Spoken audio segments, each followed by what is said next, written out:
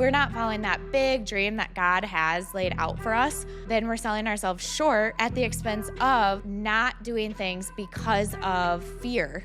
You have to know your worth, and you have to understand that if you are a water bottle in a case of 30 at Walmart and you are sold for 7 cents a water bottle, when you look around and tell those other water bottles, I can see my spring water butt being sold for like $11, they're going to scoff at you. They're going to say there is no way a water bottle would ever be sold for $11. She's crazy. You are going to do the steps and you are going to feel it. You're like, I know, like I just know, like why not? All right, you guys, welcome to the Expansion Podcast with Dr. Abby. Today, I want to speak into you guys about when something is laid on your heart, you have to do what is right for you. And this has been just such an aha moment for me lately through friends, through other entrepreneurs, through coaching clients. When you hear that someone is going through something and a lot of the external world, one of two things, they're either telling them how it's not going to happen, how it's going to be super duper hard, how all the reasons why it can't go right, all the things that are going to go wrong. And a lot of times this is the peanut gallery. It's a lot of people that haven't been there, haven't gone through it, don't actually have experience. They're just letting fear guide them.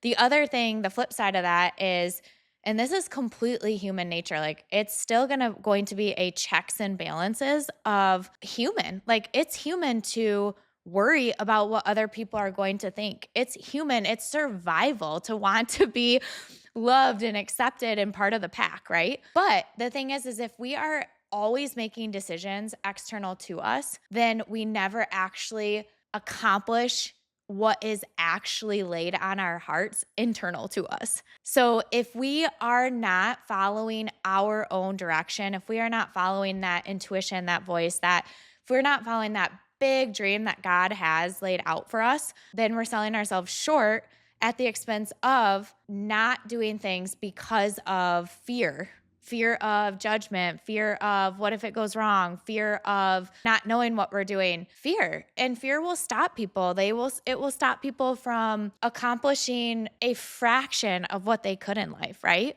So one of my coaching clients in running a business, you guys, it's very difficult at times to know what is right for the business, know what needs to be done, and also have this other aspect of these are people, like people that you care about and people that you have relationships with and people that you have to interact with. And then you also have members or patients or practice people or people in the community that are impacted by the decisions you're making. No one will ever fully know. And this goes two ways. Like we'll never fully know all the things that someone else is going through.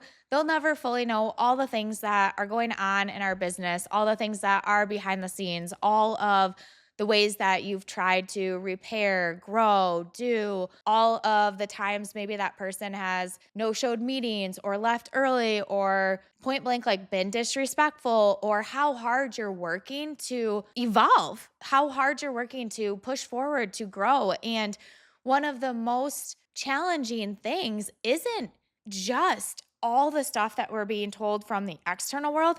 It's keeping in between your own ears in alignment, positive, congruent, moving forward. So when you're business owning, there will be times that you need to utilize change. There will be times in your business where this coaching client needs to let a team member go. And it's a two-way street. Like a lot of the times that I found is when you feel that in your heart that that person needs to go, on the other side, that person feels it too, right? So we can lean into hard conversations with very loving, direct communication, but it is harder when we haven't done the due diligence. We haven't put in the communication. We haven't put in the expectations. We have not put in the follow-up or the direct communication behind it. All the micro times that employee is falling off throughout their journey as a team member of yours. And what I mean by that is if they are fully caught off guard by it, you have done a very poor job as a leader acknowledging and using direct communication every time something isn't in alignment with the culture that you're building. The most important thing is the culture. You should never, let me repeat myself, you should never have to feel like a stranger or like you don't belong in your own business, in your own home. That's just like non-negotiable. And that is your culture. Like that is your culture. Direct, loving communication. And I've been thinking a lot about this with my team lately. We do such a great job. Like, oh, my team is amazing.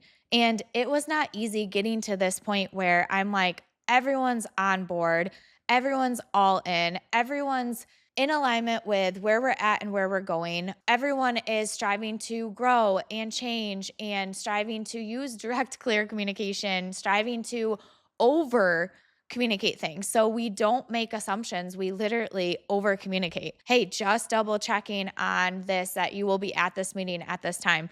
We assume the best and we utilize empathy in the sense of not sympathy, but empathy in the sense of you never fully know what your team members doing on the back end. So asking them like, hey, before I make an assumption here, here's what I'm needing. Here's what I'm thinking.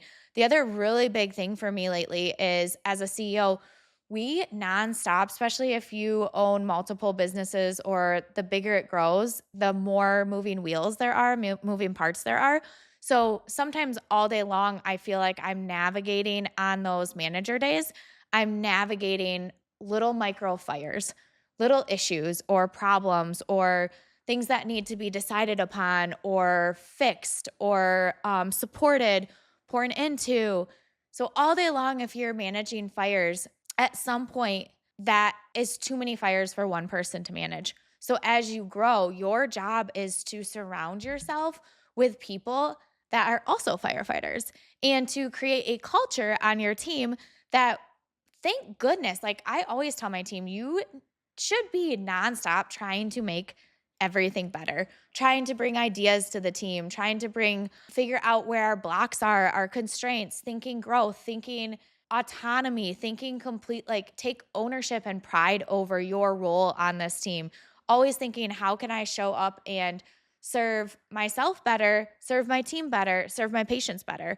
But the flip side of that is, ready for this? This one is so important.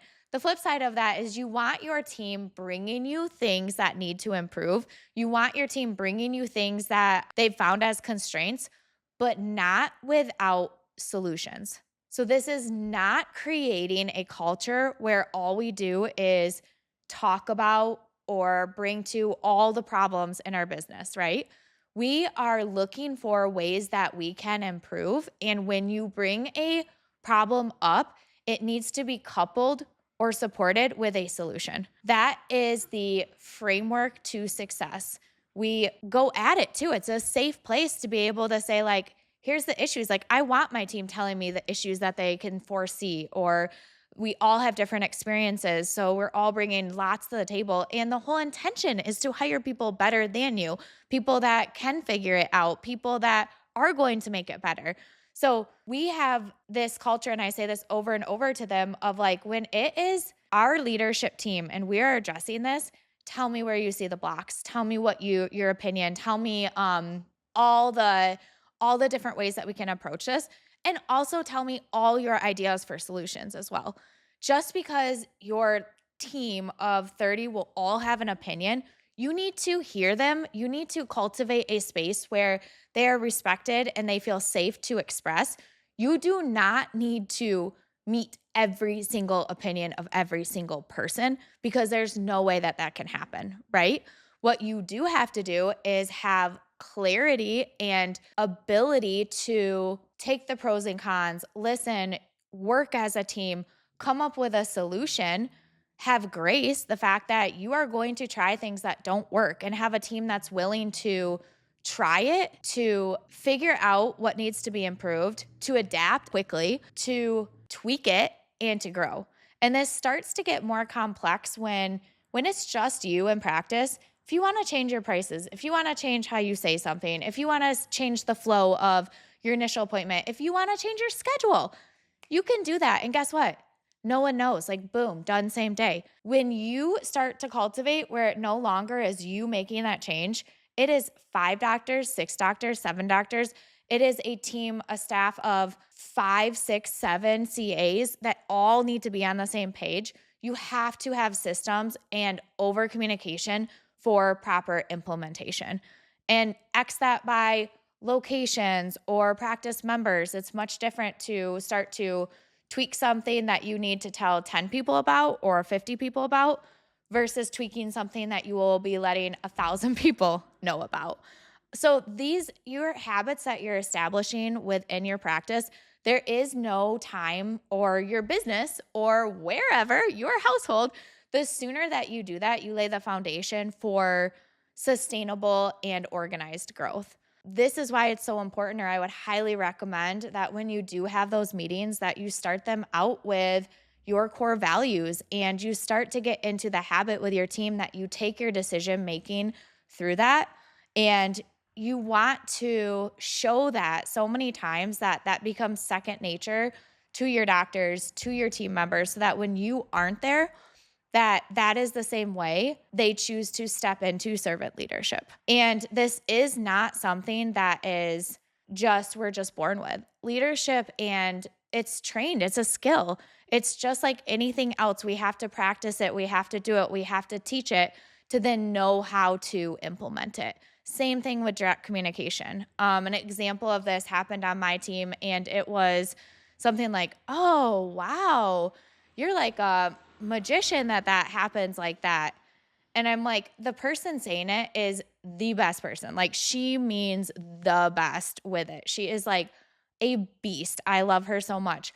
However, it was one of those things where like, hey, I understand the intention behind that, that there was actually the direct communication would have been to this other team member to say like, hey, I'm really curious about XYZ because it seems like this is happening in this way. And I know that it's important to connect with the patients, to do a thorough evaluation, to whatever it is. And I just want to make sure to navigate with that level of care is happening. And if there's any way that we can support you in that, because I think that this might be some of the trickle down in obstacles we're having with whatever it is, like retention or that patient feeling connected with or establishing that extra special sauce. So just direct communication, you have to be able to look at these team members, look at these people and say like, hey, I understand where you're coming from. Nip it as soon as it happens, you guys. Hard conversations, another muscle. And I am the worst at this, like cancel, getting to be the best at this. But hard conversations were never, ever easy for me. I wanted to be everyone's friend. I want to be a good boss. My prayer has always been to build a company that people want to be a part of, to build something that created a space for chiropractors to have what I didn't have. And they always say that like your mission comes out of a lot of times your heartache, or your growth comes from necessity, right? Innovation comes from necessity. And I'm like, I just want a place where docs can graduate chiropractic college and they can come work and they can get taught and trained and paid well and grow and this amazing company, right? And I made the mistake of thinking that the way to lead was to give, to be everyone's friend, to hold a lot of the hard, to shy away from the hard conversation because I didn't want to hurt feelings or I didn't want to crush people. Or circling back to where we started, I was scared about what others were going to think versus focused on servant leadership, love, and truth. Because doing the right thing is not always the easy thing. And if you have made a mistake, if you have things that go on, we're all human. So the more you cultivate a space of communication, of holding it up here, of zero tolerance for anything outside of your culture, the more you're going to start to see the reflection of the business, the team feeling amazing within your practice, the more you will see that on the daily. The other thing is change happens, you guys. People are going to do it anyway. People are going to judge you. People are not going to understand. People are going to look at you and think you are crazy. People are going to go, there is no way in heck that would ever work. People are going to say, you should just quit. Like, she's crazy. What is she doing? Why is she doing it that way? People are going to reflect the uncertainty that they hold inside. They are going to reflect the fear that they wake up with daily. They are going to reflect the lack of faith. Fear is lack of faith, correct? So they are going to reflect whatever they have out to you. Your biggest goal as you build your dreams is going to be putting blinders on to anyone and anything that is not in alignment with where you know you are going. You have to know your worth, and you have to understand that if you are a water bottle in a case of 30 at Walmart and you are sold for 7 cents a water bottle, when you look around and tell those other water bottles, I can see my spring water butt being sold for like $11, they're going to scoff at you. They're going to say, there is no way a water bottle would ever be sold for $11. She's crazy. And then you are going to do the steps and you are going to feel it. You're like, I know. Like, I just know. Like, why not? Like, why not? And then you are going to remove yourself from the Walmart container of water bottles, and you are going to start to migrate closer and closer and closer to the things and the people and the places more in alignment with that $11 bottle of water. And then you're going to open your eyes and you are going to be standing there with your Fiji, your Fiji butt for sale at a concert for $11. And you're going to realize that it was always possible and that your worth, your value, your ability to dream will change contingent to the unlocks between your ears and the places that you put yourself. So you cannot let other people and their judgment and their lack bring you down. You have to stay faithful and around people that you know are at or where you are going. And if they aren't immediate to you, if you can't, then you fill your ears and your heart with things that are. You pray, you do the Bible, you get poured into, you listen to podcasts, you go sit in the lobby of the Ritz-Carlton. Do whatever you need to do to be around spaces that expand you, and you'll know in your heart. You'll know in your heart when you feel like you are around people, places, and things that fill you up, and when you are around places that do not know your worth. And I think that that is one of the most powerful unlocks that we could ever have. So I hope that that helped you. I love you guys. And just know that transitions are going to happen. People are going to look at you. They will judge you. Keep your mouth shut. Keep your heart open. Do what you know needs to get done. One of the hardest things can be to experience things in lack of, I'm looking for the word. It's not authenticity. Yeah, where you do the right thing. You do the right thing in contingent of the environment or the experiences around you. So the big thing with that is you're going to have times where maybe the right thing wasn't done. Maybe you were trying and you poured in and you feel like you tried everything you had and there were experiences that no one will know about, yet you still have to stand there in your wholeness and speak love and understanding and have people have opinions that will never know the full story, right? Like, they'll never know, but that's okay because you do. And the point isn't for your ego to be validated. The point is for you to stay in alignment with your journey, for you to continue to show up, and then they will look at your $11 butt of water and they'll be like, oh my goodness, like light bulb. And the ones that are meant to grow, it'll light bulb unlock and they'll be like, that's possible. That's amazing. Like, I'm going to do that. I'm going to build that. And you'll be like, yes, you can. You absolutely can. And the ones that it doesn't and it unlocks fear or hatred or gossip or shame or guilt or judgment or all of those things, like they're on their journey and you just like, you let that be. You let that be. So I hope that helps you guys from a leadership standpoint, from staying on and within your faith and on your journey. And I hope it helps with the fact that there will be transition within your life, within your office, within your job, within whatever it is. And you just need to stay true to who you are. And as long as you're doing that, it'll be wonderful on the other end. Yesterday was literally just driving, like feeling an immense amount of gratitude over my life and knowing that all the hard, all the transition, all the waves, all the uncertainty, all the frustration, it all had a purpose. And I had to go through it to teach me the things to be the better leader, to be the better partner, to be the better mother, to be the better whatever it is. You cannot have growth without stress and pushing you to edges that you have not been to.